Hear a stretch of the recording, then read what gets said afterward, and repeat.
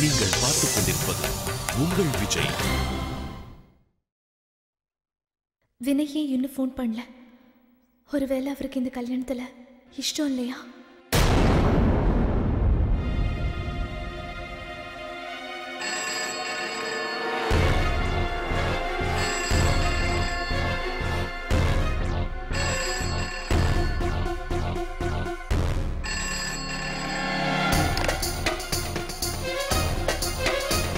Hello,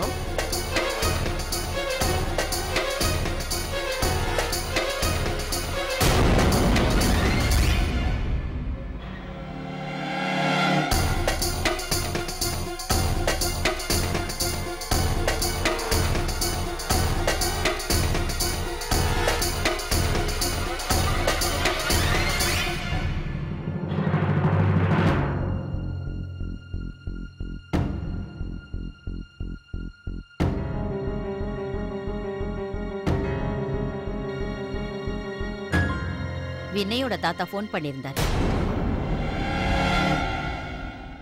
இன்னைக்கு ராத்திரி அவங்க சண்டிகருக்கு கிளம்புறாங்க.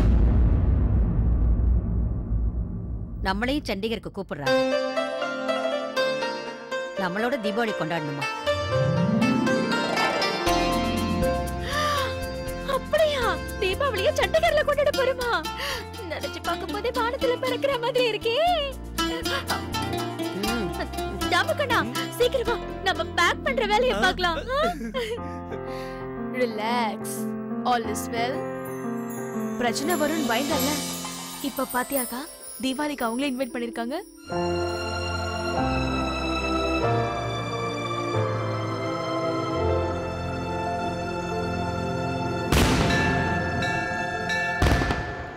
ஹர்ஷா, திவ்யா, ஸ்வேதா, ரேஷ்மா, ரேவதி, சித்ரா.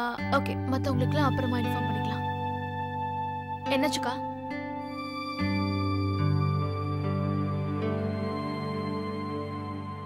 ஹலோ, என்னாச்சு? வினய் இன்னும் ஃபோன் பண்ணவே இல்லை. அவர் இன்னும் என் மேல கோவமா தான் இருக்காரு. அதுக்கு ஏன் கவலைப்படுற? அவர் ஃபோன் பண்ணலனா என்ன, நீ ஃபோன் பண்ணி பாரு. நான் வேணா வெளில போவா? இரு மாலதி. அப்படின்னா ஒண்ணு பண்ணு, கால் பண்றதுக்கு பயமா இருந்துச்சுன்னா எஸ்எம்எஸ் பண்ணி பாரு. ஓகே, கம் ஆன் கா. மெசேஜ் டைப் பண்ணியாச்சு. நீ பண்ண வேண்டியதெல்லாம் சென்ட் பட்டனை அமுக்கணும். பண்ணுக்கா.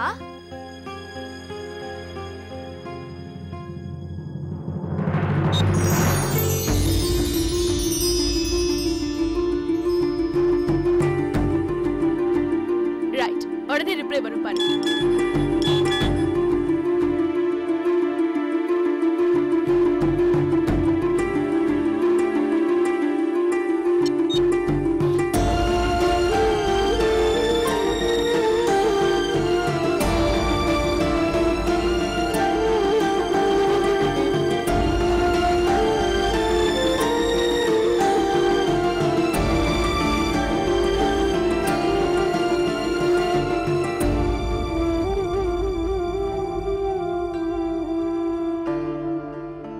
ரிப்ளை வரலையா?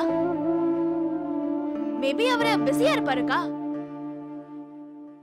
டின்னர் டைம் வந்துருச்சுல, உனக்கே தெரியும்லக்கா. 8 மணி ஆயிடுச்சுன்னா எல்லாரும் கரெக்டா டைனிங் டேபிள் அசெம்பிள் ஆகணும். கவலைப்படாதக்கா, டின்னர் முடிச்சிட்டு உனக்கு கால் பண்ணுவாரு.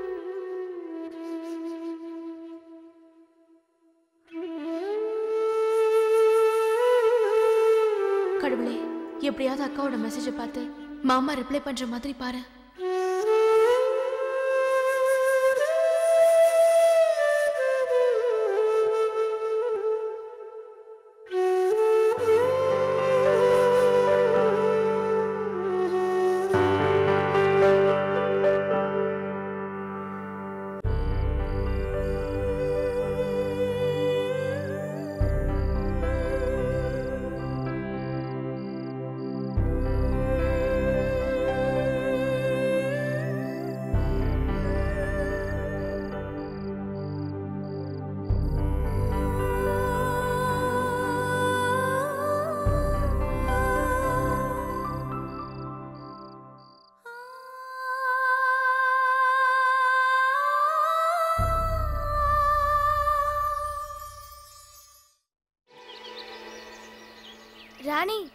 மாலதி அக்காவோட பிளான் ஞாபகம் இருக்குல்ல?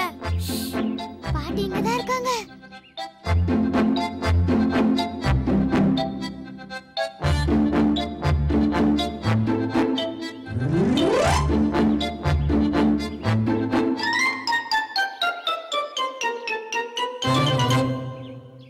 அட ராணி நீயா? மாலதி, ராணி வந்திருக்கா. நீ ஸ்கூலுக்கு போகலையா? இன்னைக்கு தான் சண்டே வாச்சா பாட்டி. அடடா, நான் மறந்தே போயிட்டேன். சண்டேனதும் ஞாபகம் வந்துச்சு. நேத்து தான் அப்பா சண்டிகர்ல இருந்து வந்தாரு. அந்த ஊர் நல்ல ஊரே இல்லையா. அங்க ரொம்ப டிராபிக்கா, ரொம்ப பொல்யூஷனா. அந்த ஊர்ல நடக்கிறது ரொம்ப கஷ்டமா. அந்த ஊர்ல எல்லாம் ஒரே வியாதியா. சரி பாட்டி, நான் கிளம்புறேன். வீட்டுக்கு லேட்டா போனா அம்மா திட்டுவாங்க.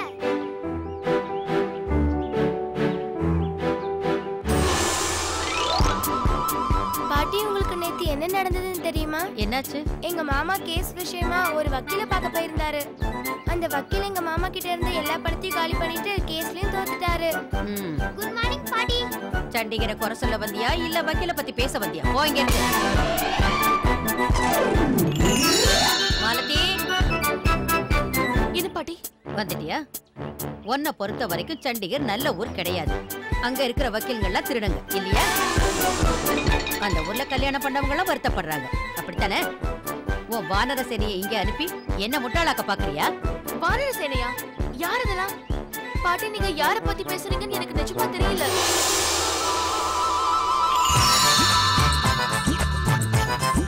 உங்க எல்லாரும் யார் இங்க வர சொன்னது? அச்சச்சோ, இந்த பிளான் தான் நேத்துக்கு கேன்சல் பண்ணியாச்சு. இவங்க கிட்ட சொல்லாம தப்பு பண்ணிட்டேன்.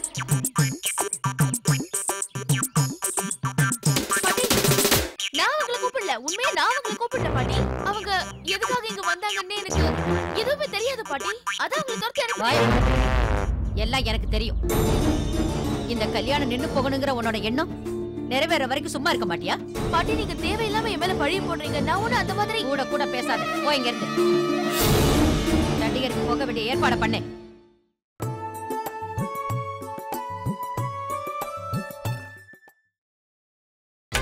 நீங்கள் பார்த்துக் கொண்டிருப்பது உங்கள் விஜய்.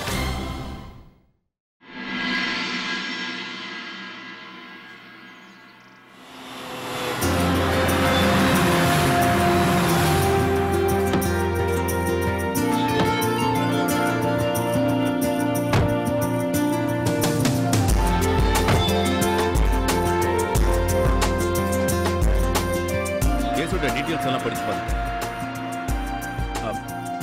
கண்டிப்பா தீர்ப்பு நம்ம பக்கம் தான் வரும். இந்த கேஸ்ல நான் அப்பாவோட உதவியும் கேட்கலான்னு இருக்கேன்.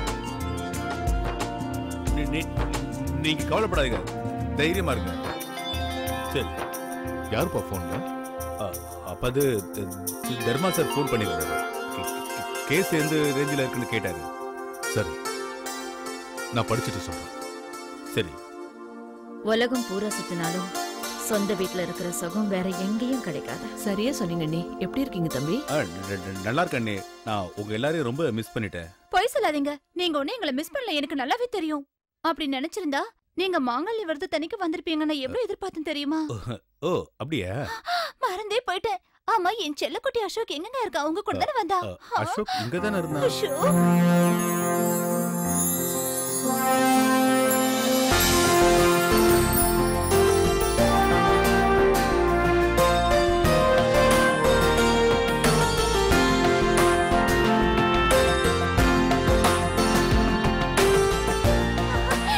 அங்க பாருங்களேன், என் செல்லக்குட்டி அசோக் எவ்வளவு அழகா இருக்கா. அசோக்,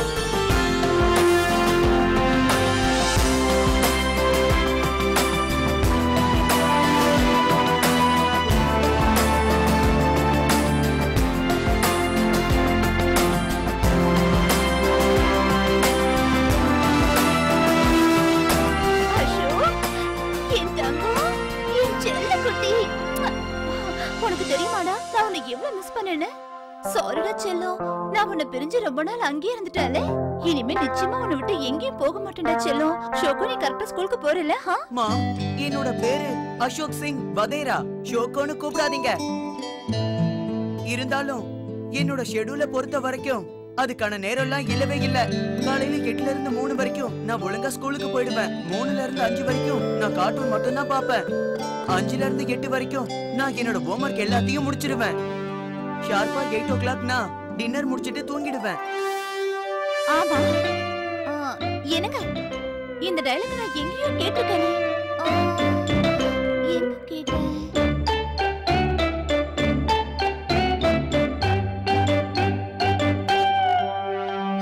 இப்ப ஞாபகம் வந்துருச்சு. இந்த மாதிரி அடிக்கடி மாமா தானே பேசுவாரு. ஷோக்கு கூட மாமா மாதிரியே பேசுறானே.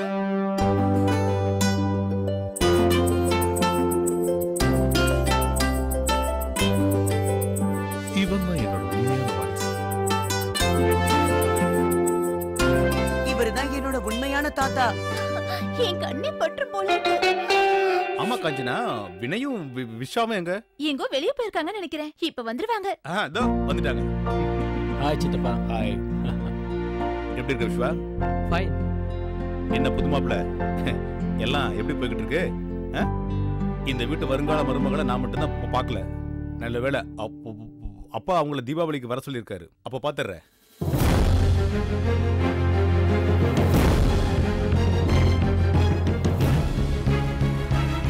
தாத்தா அவங்கள தீபாவளிக்கு எங்க கூப்பிட்டுருக்காரு? வெக்கத்தை பாரு. அப்ப இதே சாக்கா வச்சு உன் வருங்கால மனைவியை பாத்துறேன் என்ன? ஐயோ இங்க பாருங்களேன், அவங்க வராங்கன்னு சொன்னது இவன் முகம் எப்படி செவந்து போச்சுன்னு. கஞ்சனா சும்மாரு. தாத்தா இப்படி செய்வார்னு நான் எதிர்பார்க்கவே இல்லை. சித்தப்பா நான் கொஞ்சம் ஃப்ரெஷ் ஆகிட்டு வரேன். டயர்டாக இருக்கு. Okay, take care.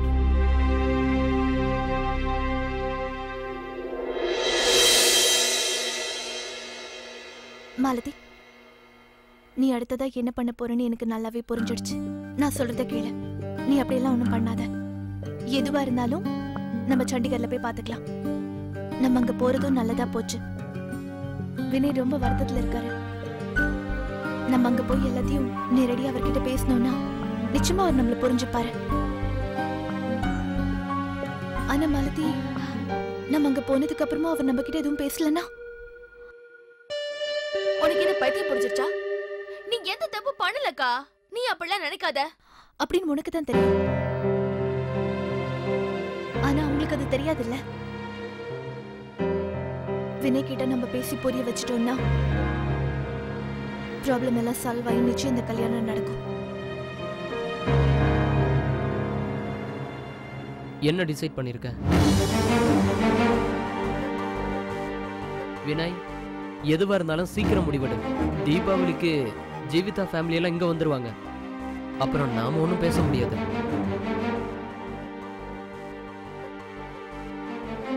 தாத்தா கிட்ட நடந்து எல்லாத்தையும் சொல்றது சரின்னு தோணுது. தாத்தாவும் சித்தப்பாவும் ஒரு முக்கியமான மீட்டிங்காக வெளில போயிருக்காங்க. வர்றதுக்கு லேட் ஆகும். வந்ததுக்கு அப்புறம் அவங்களோட பேசிப்பாரு.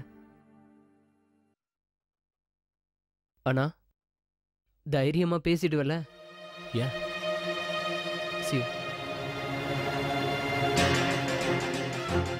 என் மனசு சரியில்லை விஸ்வா. எனக்குள்ள இருக்கிற கேள்விகளுக்கு யாருமே சரியான பதில் சொல்லல. ஜீவிதா கூட உண்மையை மறைச்சு பெரிய தப்பு பண்ணிட்டேன். பாட்டி, என்ன வர சொன்னீங்களா? இப்படி உட்காரு.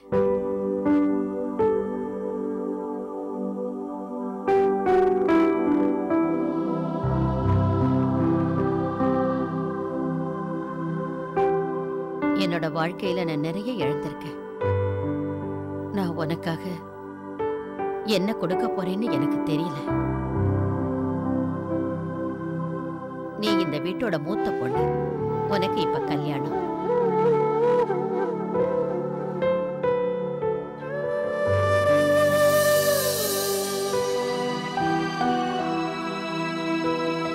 இந்த ஜீவிதா, இது உனக்கு தான்.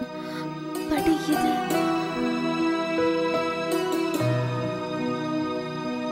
இது என்னோடது.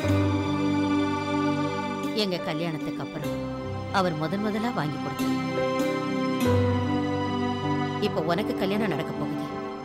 என்னோட அன்பளிப்பா இத வாங்கிக்க.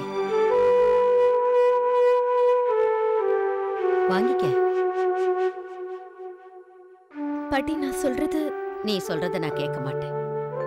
உத்தரவு போடுறேன். எனக்கு நல்லா தெரியும் உன்னோட வருங்கால வாழ்க்கை ரொம்ப சந்தோஷமா இருக்கும். மாப்பிள்ள ரொம்ப நல்ல பையன், உன்னை நல்லபடியா பாத்துக்குவான். அந்த டாக்டர் மதனுக்கும் உனக்கும் என்ன சம்பந்தம்? அந்த விஷயத்தை ஏன் என்கிட்ட மறைக்க பார்க்குறீங்க? ஒருவேளை நீயும் அவரும் ஒருத்தர் காதலிக்கிறீங்களா? நான் உங்களோட இந்த மௌனத்தை ஆமான்னு எடுத்துக்கிறதா?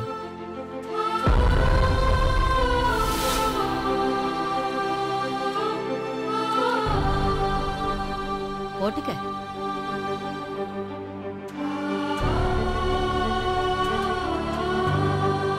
நான் உங்களோட இந்த மௌனத்தை ஆமான்னு எடுத்துக்கிறதா?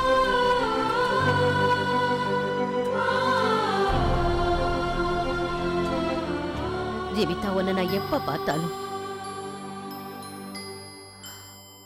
உன் அப்பாவோட ஞாபகம் தான் என் மனசுல ஓடும். அவன் என்னை விட்டு எங்கேயும் போகல. அவன் என் கூடவே தான் இருக்கான்.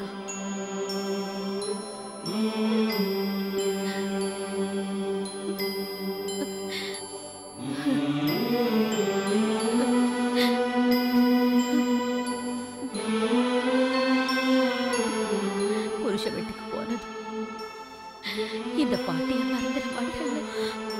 பாட்டி உங்களை எப்படி நான் மறக்க முடியும்?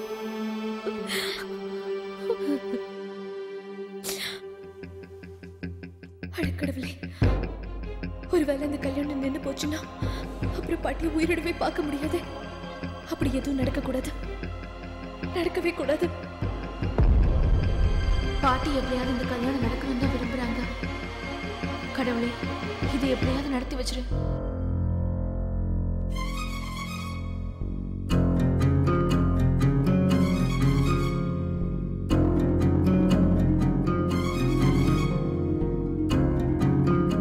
Sir dinner. இப்போ எனக்கு வேண்டாம் சார், சாப்பாடு திருப்பி கொண்டு போனால் அம்மா திட்டுவாங்க. நான் தான் சொல்கிறேன்ல, எனக்கு சாப்பாடலாம் வேண்டாம். ப்ளீஸ் சாப்பிடுங்க சார். இங்கே பாருங்க, என்னை மன்னிச்சிருங்க. நீங்கள் இந்த சாப்பாடை அங்கே வச்சிருங்க, நான் அப்புறம் சாப்பிட்டுக்கிறேன். சரிங்க.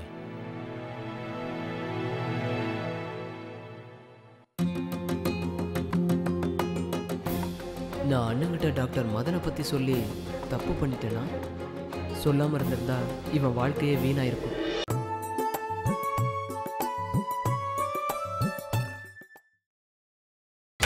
நீங்கள் பார்த்துக் கொண்டிருப்பது உங்கள் விஜய்.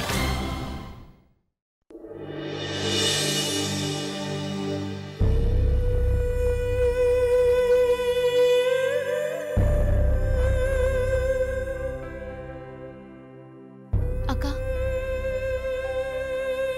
வீட்ல எல்லாரும் சாப்பிட்டுட்டாங்க. நீ சாப்பிட வரலையா? மாலதி, எனக்கு பசிக்கல.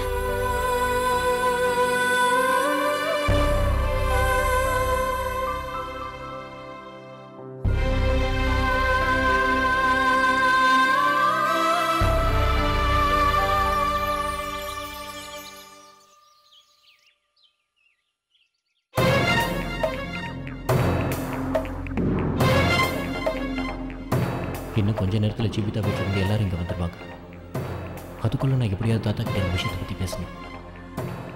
இதுக்கு மேலே டைமை வேஸ்ட் பண்ணால் என் வாழ்க்கையை வீணாக.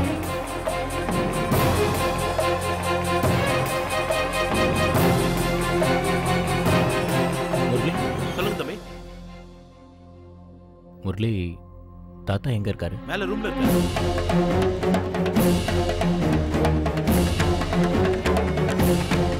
ஜீவிதா நினச்சிருந்தா இந்த விஷயத்தை பற்றி மசூரிலேயே என்கிட்ட சொல்லியிருக்கலாம். அப்படி இருந்தும் ஏன் என்கிட்ட சொல்லலை? இதுக்கு மேலே நம்ம ஒரு நிமிஷம் கூட பொறுமையாக இருக்கக்கூடாது. இவருக்கும் எங்களுக்கும் அந்த அளவுக்கு பழக்க வழக்கம்லாம் இல்ல. இன்னைக்கு ராத்திரி நீங்கள் இங்கேயே தங்கிக்கோங்களேன். எங்கேயா? டாக்டர் எப்படி இங்க இருக்க முடியும்? ஒருவேளை அவள் உண்மையாகவே தப்பு பண்ணியிருந்தா நிச்சயமாக நான் அவளை மனைவியாக ஏற்றுக்க மாட்டேன்.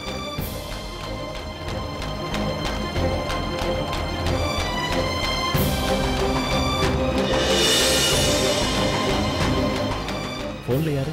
அது என்னோட ஃப்ரெண்ட். நேர்மையான வழியில் போகணும்னு எனக்கு என் தாத்தா தான் சொல்லிக் கொடுத்தாரு. இந்த விஷயத்தை பற்றி அவர்கிட்ட சொன்னால் கண்டிப்பாக ஒரு நல்ல முடிவு அவரே எடுப்பாங்க. நான் என்ன நினைக்கிறேன்னா, நம்ம ஜீவிதா அன்னைக்கும் டாக்டர் மதனுக்கும் ஏதோ தொடர்பு இருக்கு, மறைச்சிட்டாங்க. உன்னோட இந்த மௌனத்தை நான் ஆமாம் எடுத்துக்குவேன். இந்த கல்யாணம் நின்று போனாலும் பரவாயில்ல, எல்லா உண்மையும் தாத்தா கிட்ட சொல்லியாங்க.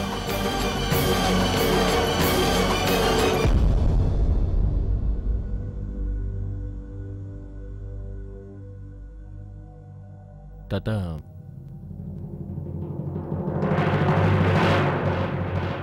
பாவினே,